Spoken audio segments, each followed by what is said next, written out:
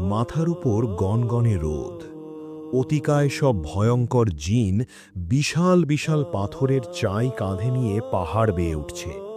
কেউ সাগরের অতল গহ্বর থেকে মণিমুক্তা তুলে আনছে, কেউ তামা গলিয়ে বানাচ্ছে বিশাল সব কড়াই।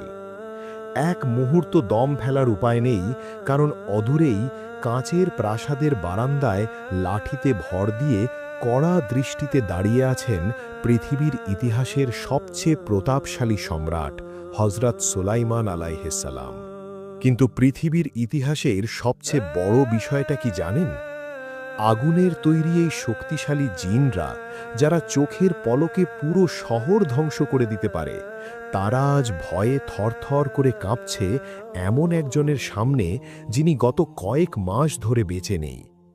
গায়েব জানার দাবি করা এই বোকা জিনরা ঘুণাক্ষরেও টের পায়নি যে লাঠিতে ভর করে দাঁড়িয়ে থাকা শরীরটা একটা নিষ্প্রাণ দেহ মাত্র।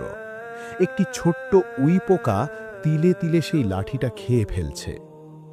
আগুনের তৈরি অবাধ্য জিনরা কেন মাটির তৈরি একজন মানুষকে এত ভয় পেত? কোন অদৃশ্য আইনে তারা আটকা ছিল যে চাইলেও পালাতে পারত না?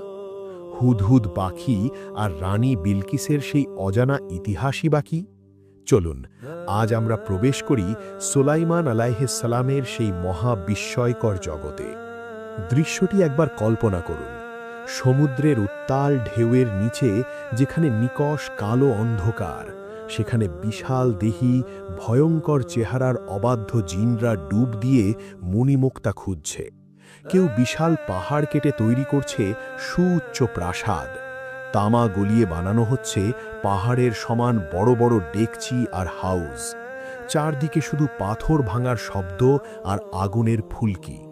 তাদের এক মুহূর্ত দম ফেলার উপায় নেই, কারণ মাথার উপর কড়া নজরদারি চলছে আগুনের তৈরি এই শক্তিশালী জিনদের, যারা চোখের পলকে আস্ত একটা শহর গুড়িয়ে দিতে পারে।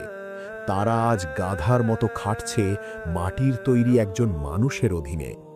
সূরা সাবার ১৩ নম্বর আয়াতে আল্লাহ বলেন, তারা সুলাইমানের ইচ্ছা অনুযায়ী দুর্গ, ভাস্কর্য, হাউজের মতো বিশাল জলাধার এবং মজবুতভাবে বসানো বিশাল ডেকচি নির্মাণ করত। এই জিনরা স্বেচ্ছায় কাজ করত না, তারা ছিল চরম অবাধ্য আর অহংকারী। কাজ করতে করতে হাঁপিয়ে উঠত, কিন্তু ডানে বামে তাকানোর সাহস তাদের ছিল না। এখন প্রশ্ন হল, জিনরা কেন সুলাইমান আলাইহিসসালামকে এত ভয় পেত? তারা তো চাইলেই চোখের পলকে বাতাসে মিলিয়ে যেতে পারত।